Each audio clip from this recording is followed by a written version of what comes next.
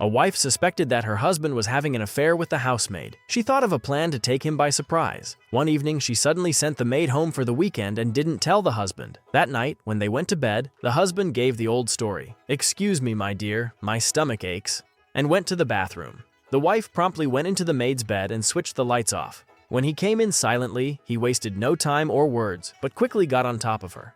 When he finished and was still panting, the wife, while switching the lights on, asked, "You didn't expect to find me in this bed, did you?" "No, ma'am," said the gardener.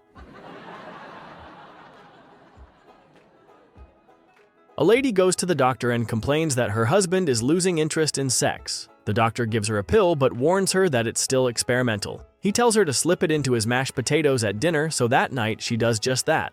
About a week later, she's back at the doctor where she says, "Doc, the pill worked great. I put it in the potatoes like you said." It wasn't 5 minutes later that he jumped up, raked all the food and dishes onto the floor, grabbed me, ripped all my clothes off, and ravaged me right there on the table.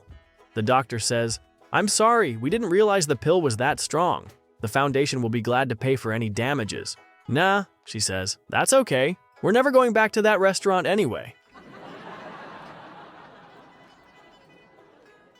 A man goes into a restaurant and is seated. All the waitresses are gorgeous. A particularly voluptuous waitress wearing a very short skirt and legs that won't quit came to his table and asked if he was ready to order. "What would you like, sir?" He looks at the menu and then scans her beautiful frame, top to bottom, then answers, "A quickie." The waitress turns and walks away in disgust. After she regains her composure, she returns and asks again, "What would you like, sir?" Again, the man thoroughly checks her out and again answers, "A quickie, please." This time, her anger takes over. She reaches over and slaps him across the face and storms away. A man sitting at the next table leans over and whispers, I think it's pronounced quiche." A man goes into the hospital for a vasectomy.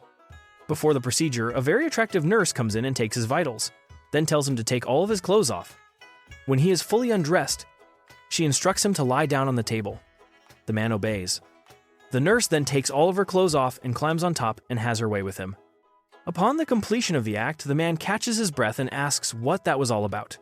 The nurse informs the patient that studies have shown that before a vasectomy, if the man has an ejaculation, he will be more relaxed, and that the vasectomy is easier for the surgeon to locate and sever, thereby making the surgery safer, more efficient, and quicker.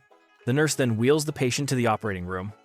While they are going down the hall, the patient looks through a window to the right and sees 6 men in a room masturbating. Curious, the man asks, "What are they doing in there?" The nurse responds, "They are getting vasectomies too, but you have Blue Cross and they have Obamacare." Dan staggers into the shower. While in there, he notices that his dick is bright orange. He feels normal, but he's concerned and goes to the doctor. After a thorough examination, the doctor says, "You seem to be fine and all of the tests are normal. Did you do anything out of the ordinary over the weekend?" Dan says, "No, all I did was stay home, watch porno movies, and eat Cheetos." A photographer from a well-known national magazine was assigned to cover the fires at Yellowstone National Park. When the photographer arrived, he realized that the smoke was so thick that it would seriously impede or make it impossible for him to photograph anything from ground level. He requested permission to rent a plane and take photos from the air. He arrived at the airport and saw a plane warming up near the gate. He jumped in with his bag and shouted, "Let's go!" The pilot swung the little plane into the wind, and within minutes they were in the air. The photographer said, "Fly over the park and make 2 or 3 low passes so I can take some pictures." "Why?" asked the pilot. "Because I am a photographer," he responded, "and photographers take photographs." The pilot was silent for a moment. Finally, he stammered, "You mean you're not the flight instructor?" Little Johnny was in bed when he heard his mother moaning. He decided that he'd go see what's wrong with her. When he looked in his mother's room, he saw that she was laying on her bed naked and rubbing herself and saying, "I need a man, I need a man." So this quite a few times, and then one night he heard his mother again, but this time her moaning sounded different, so he went to go check it out. This time, instead of seeing his mother alone, he sees his mother in bed with a man. So the boy runs back to his room, strips all his clothes off, jumps on the bed, and starts rubbing himself while saying, "I need a bike, I need a bike."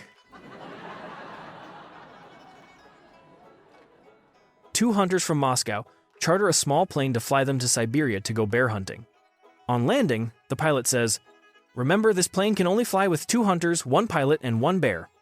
The hunters go out and return with 2 bears. So the pilot says, "I told you 1 bear."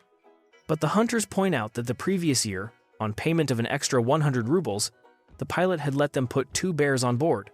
After a long discussion centering on the impossibility of the thing and the disgraceful degree of inflation, the pilot takes 200 rubles, and with much pushing and shoving, the hunters get aboard with the 2 bears. After struggling into the air and fitfully flying for about 2 hours, the plane gives up and plummets to the earth in a snowbank. Climbing out from under the snow and the bears, the hunters ask the pilot where he thinks they are. The pilot says, "About the same place where we crashed last year." A train conductor ends up killing 2 people while on the job. He is found guilty and sentenced to the electric chair. When the day comes, he is asked what he would want for his last meal, and he requests a banana. After finishing his meal, he is strapped to the chair and electrocuted. However, by some miracle, he ends up surviving. Seeing as he technically served his sentence, he is released from prison, where he gets a job as a train conductor. This time, he ends up killing 3 people while on the job, and is sentenced to the electric chair. The day comes, and for his last meal, he asks for 2 bananas. He finishes them and gets strapped to the chair, but he ends up surviving the electrocution again. He was released from prison for the same reason as before. He gets another job as a train conductor and ends up killing 4 people this time. He is sentenced to the electric chair again, and for his last meal, he asks for 3 bananas. He finishes his meal and gets strapped to the chair. The guards shock him for longer than necessary and use more power, but he ends up surviving again. The guards, all surprised, ask him, "How do you keep surviving every time? And why do you keep ordering bananas? Do they save you?" The man replies, "It has nothing to do with the food. I'm just a really bad conductor." A man walked into a restaurant with a full-grown ostrich behind him. As he sat down, the waitress came over and asked for their orders. The man said, "I'll have a hamburger, fries, and a Coke." Then he turned to the ostrich and asked, "What's yours?" "I'll have the same," said the ostrich. A short time later, the waitress returned with the order saying, "That will be $6.40, please." So the man reached into his pocket and pulled out the exact change for payment. The next day, the man and the ostrich came again, and the man said, "I'll have a hamburger, fries, and a Coke." Then the ostrich said, "I'll have the same." Once again, the man reached into his pocket and paid with exact change. This became a routine until late one evening, the 2 entered again. "The usual?" asked the waitress. "No, it's Friday night, so I will have a steak, baked potato, and a salad," said the man. "Same for me," said the ostrich. A short time later, the waitress came with the order and said, "That will be $12.62, please." Once again, the man pulled the exact change out of his pocket and placed it on the table. The waitress couldn't hold back her curiosity any longer. "Excuse me, sir. How do you manage to always come up with the exact change out of your pocket every time?" "Well," said the man, "several years ago I was cleaning the attic and I found an old lamp. When I rubbed it, a genie appeared and offered me 2 wishes. My first wish was that if I ever had to pay for anything, I would just put my hand in my pocket and the right amount of money would always be there."